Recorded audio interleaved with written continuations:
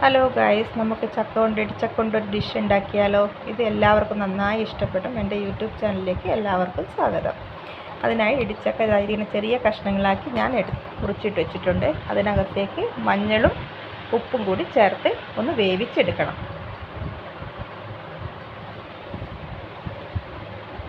എന്നിട്ട് നമുക്കൊരു പാത്രത്തിൽ എണ്ണ ഒഴിച്ച് കൊടുത്ത് അതിനകത്തേക്ക് ഇഞ്ചി, പിന്നെ വെളുത്തുള്ളി, പച്ചമുളക്, കറിവേപ്പില എന്നിവ ചേർത്ത് കൊടുക്കാം.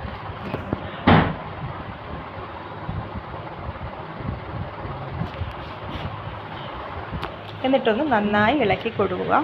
ഈ ഇഞ്ചി വെളുത്തുള്ളിയുടെ ഒരു പച്ച കുത്തലുണ്ടാവുമല്ലോ, അത് മാറുന്നത് വരെ ഒന്ന് നന്നായി വഴറ്റണം.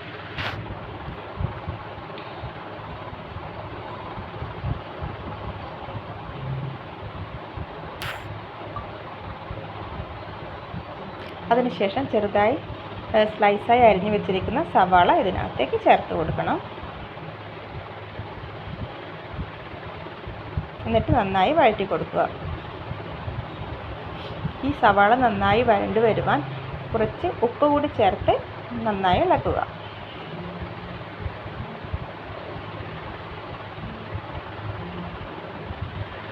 അതിനു വേണ്ടി ഞാൻ കുറച്ച് ഉപ്പ് ചേർത്ത് കൊടുക്കുന്നുണ്ട്.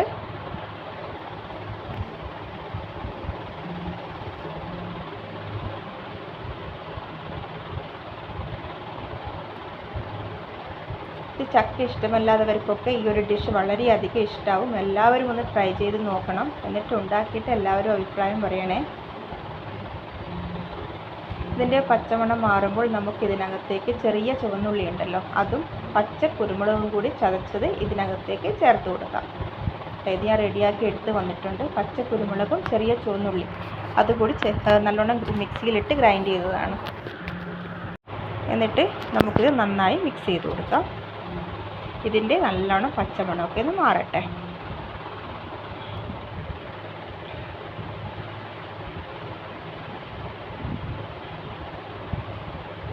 ഇതിൻ്റെ പച്ചമണം നമുക്ക് മാറി വന്നാൽ നമുക്കിതിനകത്തേക്ക് മഞ്ഞളും കുരുമുളകും മല്ലിപ്പൊടിയും കൂടി ചേർത്ത് കൊടുക്കണം.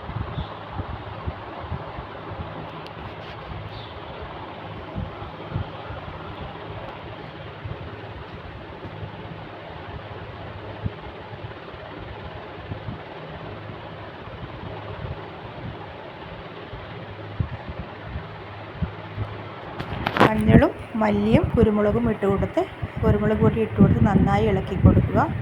എന്നിട്ട് ഇതിൽ വേവിച്ച് വെച്ചിരിക്കുന്ന നമ്മുടെ ചക്കയുണ്ടല്ലോ, ആ ഇടിച്ചക്ക കൂടി നമുക്ക് ചേർത്ത് കൊടുക്കാം. അതുകൂടി ചേർത്ത് നന്നായിട്ടൊന്ന് മിക്സ് ചെയ്യണം. ഒരു 2-3 മിനിറ്റ് മിക്സ് ചെയ്യണം. കാരണം ഇതിൻ്റെ മസാലയൊക്കെ ഈ ചക്കയിലേക്ക് പിടിച്ചു വരാൻ വേണ്ടിയിട്ടാണ്.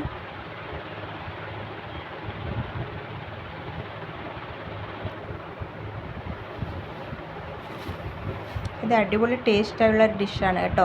നമ്മുടെ ബീഫ് ഫ്രൈ റോസ്റ്റ് അതൊക്കെ അതിൻ്റെയൊക്കെ ഒരു ടേസ്റ്റാണ് വരുന്നത്.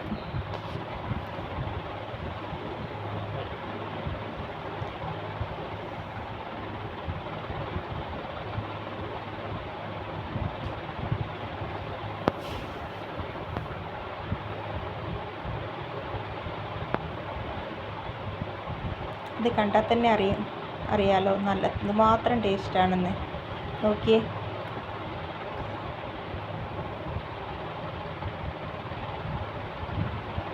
ഇത് നന്നായി ഇളക്കി മസാലയൊക്കെ നന്നായി മിക്സായാൽ ഇത് ലാസ്റ്റ് ഒരു ഇത്തിരി എണ്ണ കൂടി ഒഴിച്ചു കൊടുക്കാം. ഇതിപ്പോൾ നല്ല സെറ്റായി വന്നിട്ടുണ്ട്.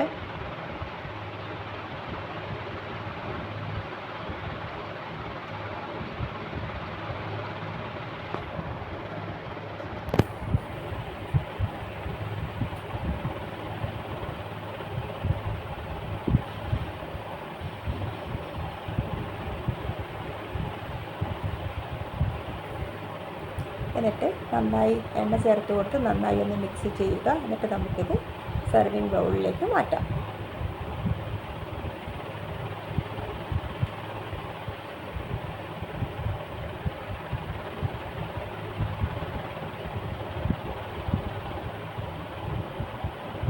ഇത് ഇതെല്ലാവരും ഒന്ന് പരീക്ഷിച്ച് നോക്കണം കേട്ടോ, അത്രമാത്രം ടേസ്റ്റാണ്. Okay, tata, bye bye, see U.